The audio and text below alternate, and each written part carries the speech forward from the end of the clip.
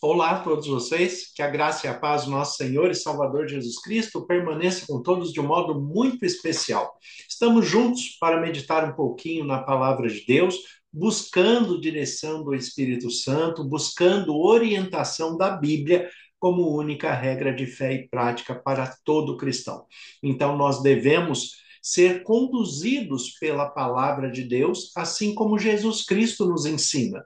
Nós que somos cristãos protestantes, temos a Bíblia como única regra de fé e prática, porque entre muitos textos, João, ali no capítulo 17, registrando a oração sacerdotal de Jesus, no versículo 17, então João 17, 17, é onde o próprio Jesus diz: santifica-os na verdade, a tua palavra é a verdade.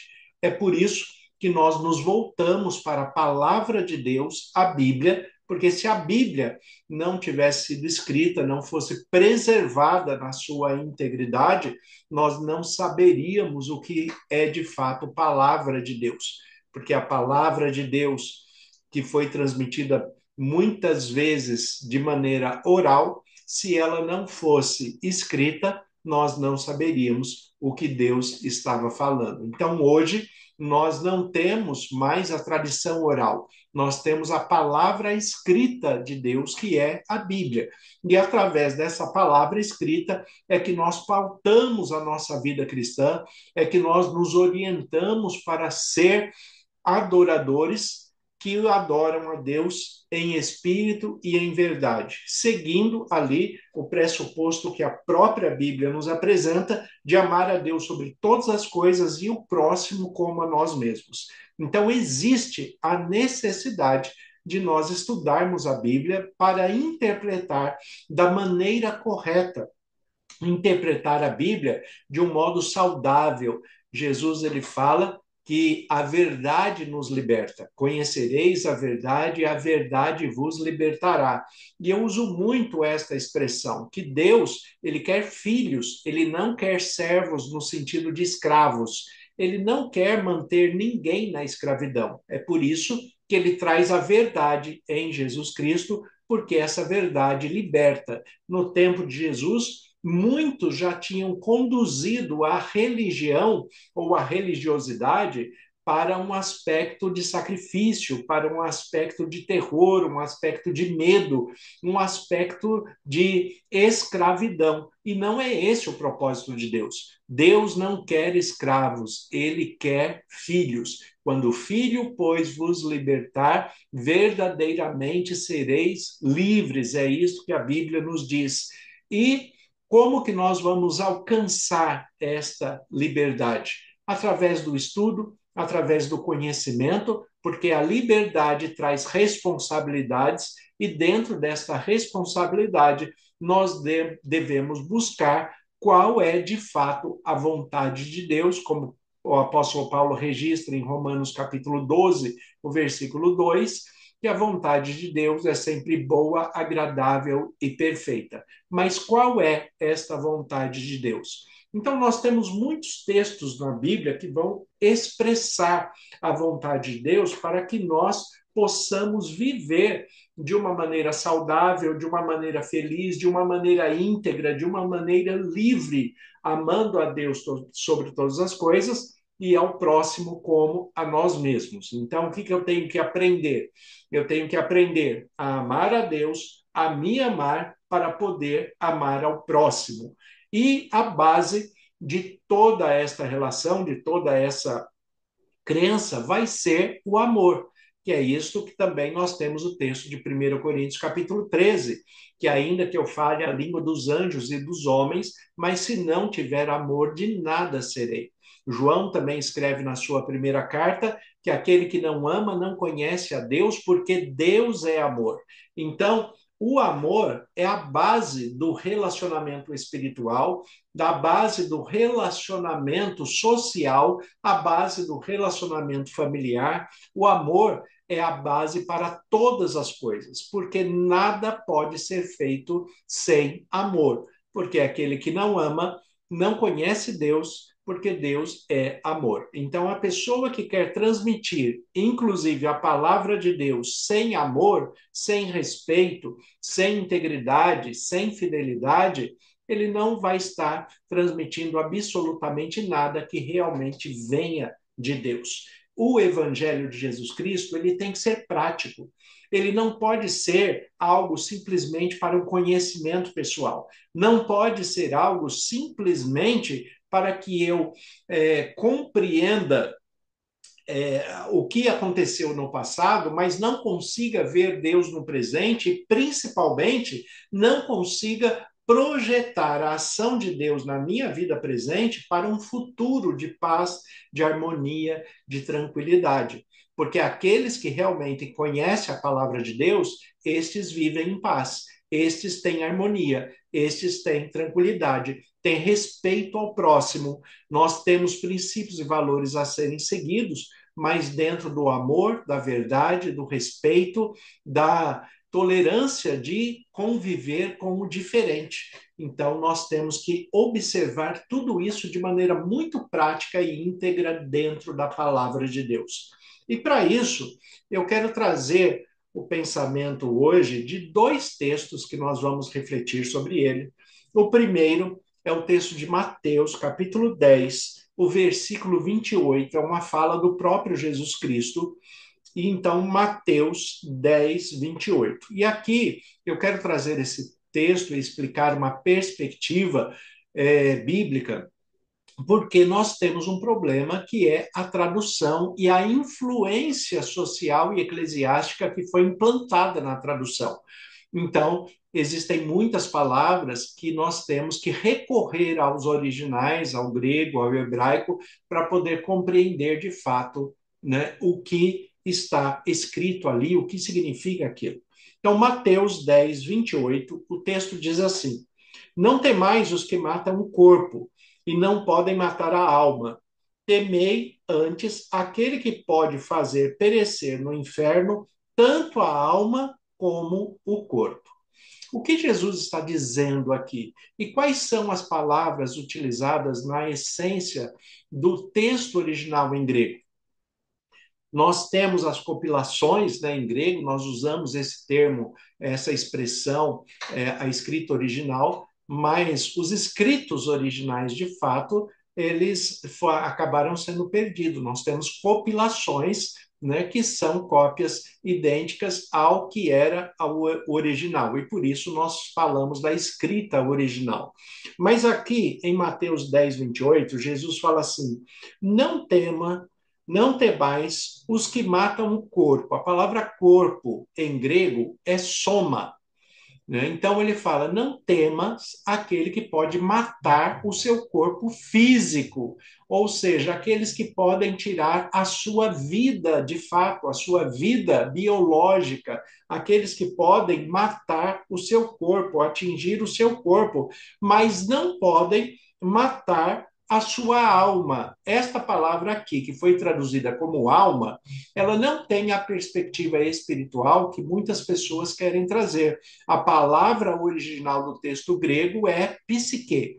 E o psique, ele envolve os seus sentimentos, as suas emoções, as suas relações afetivas com todas as pessoas e a maneira de você interpretar e sentir a vida a partir das suas emoções, dos seus sentimentos. Então, o que o texto diz? Não temas aquele que pode tirar a sua vida, mas cuidado com aqueles que podem mexer com a sua estrutura psicológica, emocional, sentimental, relacional. Então, cuidado com as pessoas que podem mexer com o seu sistema psicológico. É isso que Jesus está falando aqui.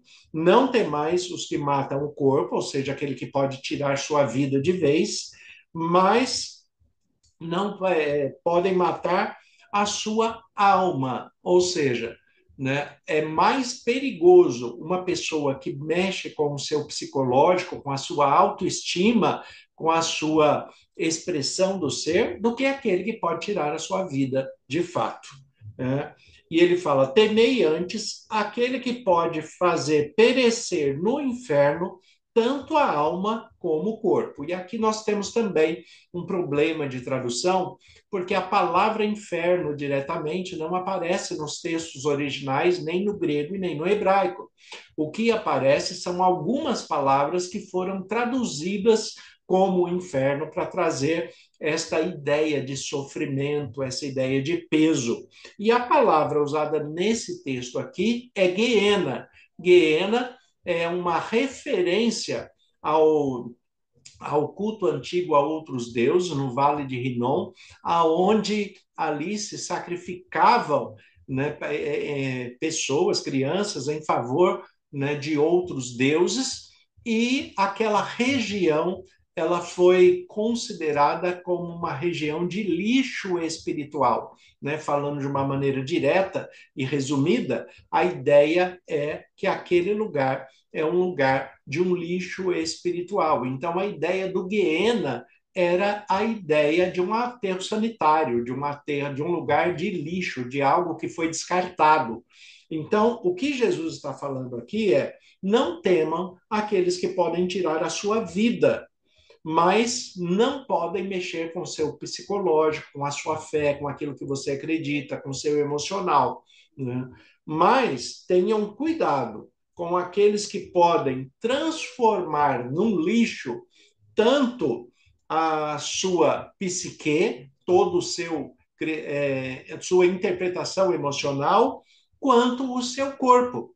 E aí, quando ele vai colocar, podem fazer perecer no inferno tanto a alma quanto o corpo, quando você junta essas duas palavras no grego, a alma, que é colocada aqui como psique, e o corpo, soma, nós temos as questões psicossomáticas.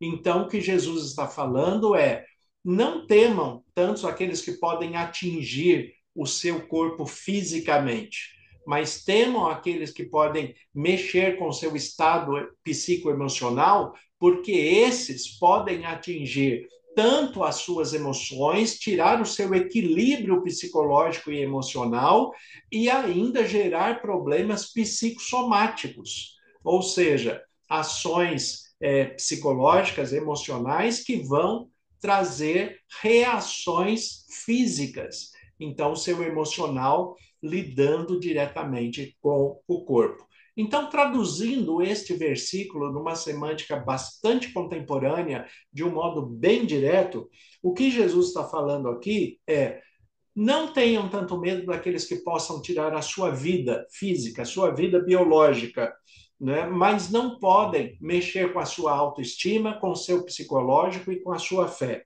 Né? Tenham medo, tenham cuidado com aquelas pessoas que podem fazer da sua vida um lixo e assim ter também um aspecto psicossomático que vai trazer prejuízos à sua saúde psicoemocional e à sua saúde física pelo reflexo da psique, pelo reflexo do emocional, do psicológico. Então, Jesus está falando: cuidado com as pessoas que você se relaciona, porque existem pessoas que são capazes de mexer com seu sistema psicológico e emocional, e estas pessoas são difíceis de lidar, são pessoas que precisam de um certo cuidado, nós precisamos ter um certo afastamento. Se não temos o controle da situação, não podemos deixar que essas pessoas atinjam as nossas emoções, o nosso psicológico, porque isso vai nos incomodar bastante, vai nos prejudicar bastante. Né? E Jesus não está falando de pessoas que estão fora da religião, fora da igreja, independente da denominação ou do seu vínculo religioso. Porque aqui Jesus ele não está pregando uma igreja definida ou uma religião definida. Ele está falando para a humanidade, ele está falando para todos. E existem pessoas com estas características, infelizmente, dentro das religiões, dentro das igrejas. Existem pessoas que estão levando à destruição da autoestima, do psicológico, do emocional e causando problemas psicossomáticos né? Porque tem pessoas que têm dificuldades em interpretar aquilo que é correto dentro da palavra de Deus.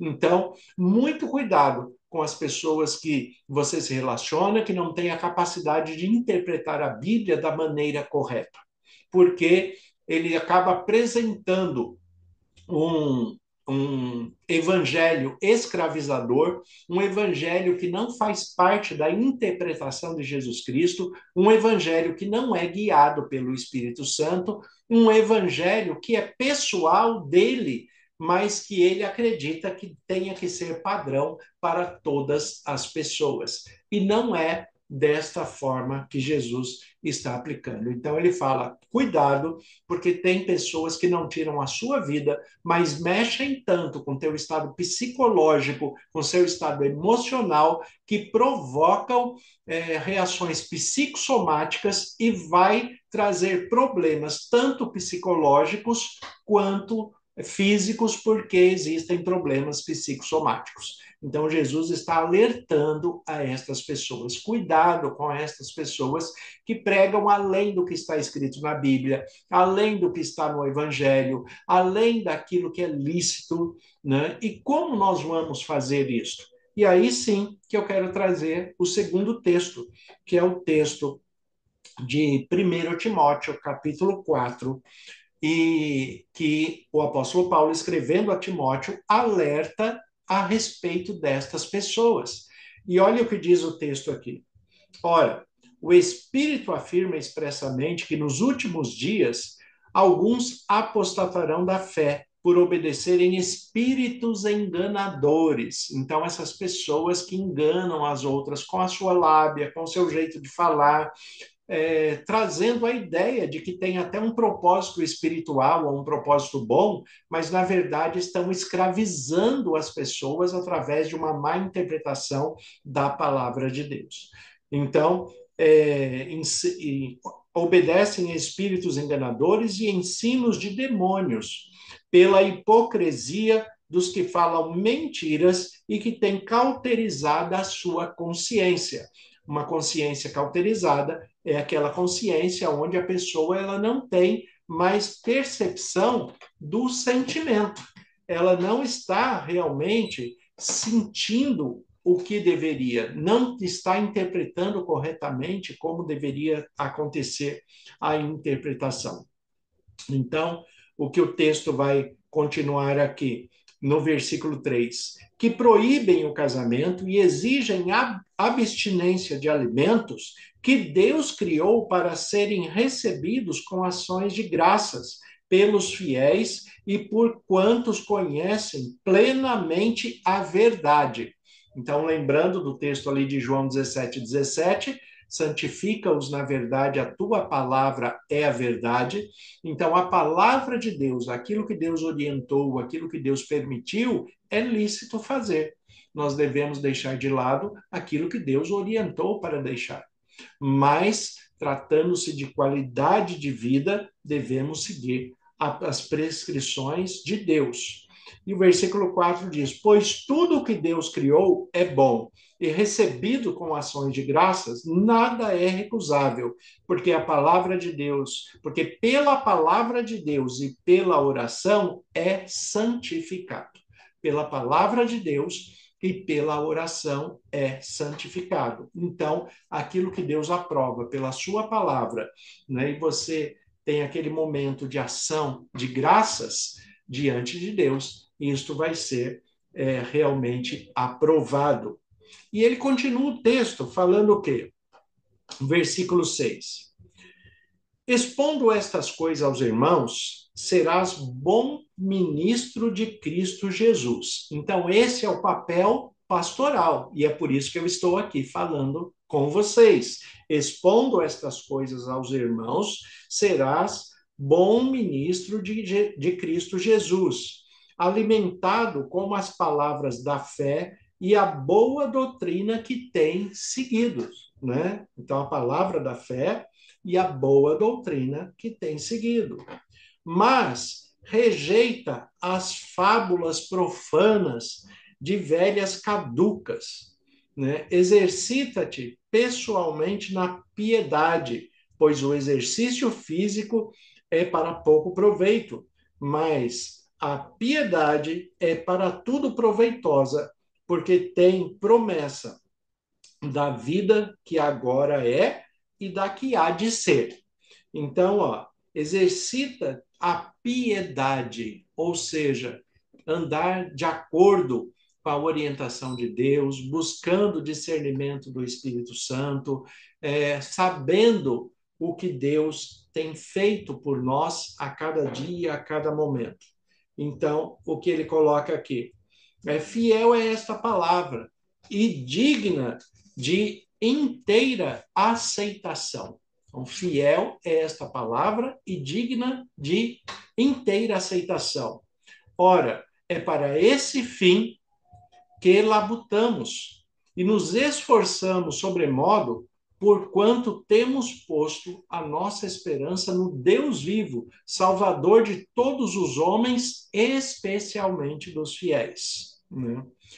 Ordena e ensina estas coisas. Eu sempre falo que nós devemos ter na palavra de Deus, na Bíblia, um evangelho prático. Não pode ser apenas conhecimento por conhecimento, não pode ser apenas buscando interpretações espirituais que depois não conseguem ser colocadas em prática. Então, o cristianismo, ele é prática. Nós devemos praticar aquilo que aprendemos.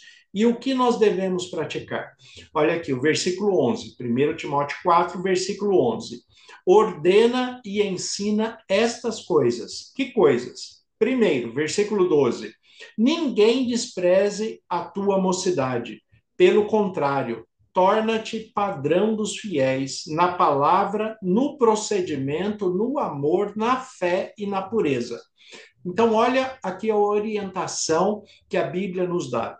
Ninguém despreze a sua mocidade. Você é um jovem, tem vigor, tem ânimo, desfrute da sua mocidade com sabedoria, com discernimento, não traga marcas que vão te trazer prejuízos a vida inteira. Cuidado com as suas decisões, com as suas escolhas, com os seus relacionamentos, com aquilo que você faz com o seu próprio corpo. Então, ninguém despreze a sua mocidade. Desfrute da sua mocidade, mas com sabedoria, com discernimento e direção do Espírito Santo. Aqui ele fala, pelo contrário, e a primeira orientação que ele dá é o quê? Para um jovem cristão, torna-te padrão dos fiéis. Você tem que ser padrão para os outros. E como que você vai ser esse padrão? No procedimento, ou seja, na sua maneira de ser, no seu dia a dia, na sua vida, no amor, porque como já dissemos aqui, se não houver amor, nada vai ser sustentado, nada vai ser sólido. Então, no amor, na fé, a fé é o que você acredita e o que você coloca em prática. Tem que haver coerência entre o discurso e a prática. Então, na fé, na pureza. Na pureza. Por quê? Manter a pureza, não ser aquele malicioso que vê maldade em todas as coisas. Né? Muitas vezes nós cometemos erros porque somos falhos, somos humanos, mas esses erros não podem ser intencionais, não podem ser maliciosos, não podem ser maldosos. Né? De fato, nós devemos procurar manter a pureza.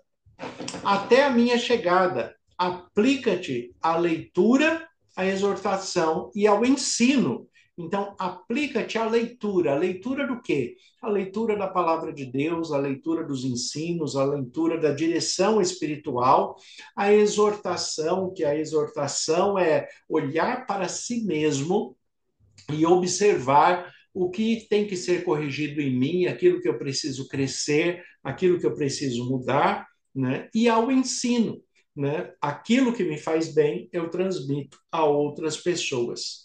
Versículo 14: não te faças negligentes com o dom que há em ti, o qual foi concedido mediante profecia com a imposição de mãos pelo presbitério. Então, não te faças negligentes com o dom que há em ti. Você recebeu um dom espiritual, existem muitos dons espirituais. Existem os dons de serviço, o dom da fé, o dom daquele que ouve, o dom daquele que ensina, o dom daquele que trabalha para o reino, o dom daquele que tem a interpretação da palavra de Deus. Existem muitos dons diferenciados. Qual é o seu dom? Deus te deu o dom? Então, não negligencie esse dom. De fato, utiliza para o próprio reino de Deus. Coloca em prática esse dom. E aí ele fala: medita nessas coisas e nelas ser diligente, para que o teu progresso a todos sejam manifestos. O que significa isso? Ele está falando, quando você coloca em prática aquilo que você acredita, e o que você acredita está te trazendo benefício, está te trazendo bem-estar, está te trazendo paz, crescimento pessoal, amor, tolerância, bom relacionamento, então as pessoas vão olhar para você e vão dizer o quê? Nossa, de fato, o que ele acredita e vive faz muito bem, porque olha a vida dele como está. É uma vida de respeito, uma vida de tranquilidade, uma vida de harmonia, uma vida de paz. E eu também quero isso para mim. Esta, de fato, é a pregação do verdadeiro evangelho. E aí o versículo 16 tem cuidado de ti mesmo e da doutrina. Continua nesses deveres, porque fazendo assim salvarás tanto a ti mesmo como aos teus ouvintes. Olha o que ele fala: tem cuidado de ti mesmo. Tem pessoas que querem cuidar da vida dos outros, né? E o evangelho não é para isso. Cuide de si mesmo, deixe que Deus cuide de todas as pessoas, mas cuide de si mesmo, né? Como diz um meme que tem nos sistemas aí das redes sociais, que fizeram uma paródia de um hino e colocaram uma letra engraçada falando toma conta da sua vida. Né? E, de fato, é isso que a Bíblia fala muitas vezes em muitos textos. Né? Examine-se, pois, o homem a ti mesmo, como fala em 1 Coríntios capítulo 11. Também em Romanos capítulo 14, o apóstolo Paulo vai registrar ali, cada um dará conta de si mesmo a Deus. Então, em muitas passagens bíblicas, em muitos textos, nós temos a orientação de que a pessoa deve trazer, olhar para si mesmo, corrigir a si mesmo, buscar em si mesmo aquilo que ele deve melhorar. Mas as pessoas, ao invés de fazer isso consigo mesmo, acabam levando, né, juízo e condenação a outras pessoas, examinando a vida dos outros, tomando conta da vida dos outros. O versículo 16 aqui de 1 Timóteo 4, ele vai falar: tenha cuidado de ti mesmo e da doutrina. Viva aquilo que você acredita, né? Tome conta da sua vida, olhe para si mesmo, né? E continua nesses deveres, porque fazendo assim, salvarás tanto a ti mesmo como aos teus ouvintes. Ou seja, você sendo de fato um padrão de uma pessoa respeitosa, de uma pessoa íntegra, de uma pessoa fiel, né, você vai ter a admiração de muitos que estão ao seu redor. Isso é muito comum quando você tem uma pessoa que tem uma boa índole, um bom caráter, uma boa interpretação da vida, que tem valores, princípios que fazem o bem, é muito comum que essa pessoa seja observada com admiração e se torne um certo padrão para todas as pessoas. Então, isto, de fato, é o verdadeiro evangelho de Jesus Cristo. Isto, de fato, é o evangelho que deve ser vivido e pregado através da sua vida, muito mais do que através das suas palavras. E cuidado com aqueles que querem impor pesos e interpretações que não fazem parte da palavra de Deus, do amor de Deus e daquilo que realmente Deus tem inspirado para que nós vivamos felizes, com harmonia, com respeito, mas com a liberdade que o Evangelho nos dá. né? Então, para todas as coisas, nós temos que ter uma boa interpretação e conhecer a palavra de Deus para que nós não sejamos enganados por todo vento de doutrina, como fala Efésios capítulo 4, versículo 12 em diante, quando se fala ali dos ministérios da igreja, incluindo o ministério pastoral, né, que é a função do pastor também é levar as pessoas à boa compreensão da palavra de Deus para que eles não sejam enganados, né, e sejam levados por doutrinas que não fazem parte da Bíblia, da palavra de Deus, mas são simplesmente interpretações pessoais de quem tem dificuldades e limitações para interpretar e conhecer a palavra de Deus. Este não é o propósito da Bíblia. Então, que Deus abençoe você, a sua família, continue dirigindo e que você seja feliz, que você tenha as qualidades que são destacadas aqui nesse texto, que você se mantenha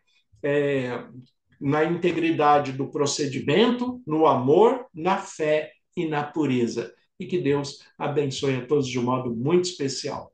Senhor, nosso Deus e Pai, nós te agradecemos pela tua palavra que é viva e eficaz. Como ministro do Evangelho, em nome de Jesus, eu peço as tuas bênçãos sobre todos os que estão nos acompanhando. Que o Senhor nos dê a tua paz e direção, em nome de Jesus. Amém. Que Deus abençoe a todos. Tenha um excelente dia, um excelente sábado, um excelente final de semana, em nome de Jesus.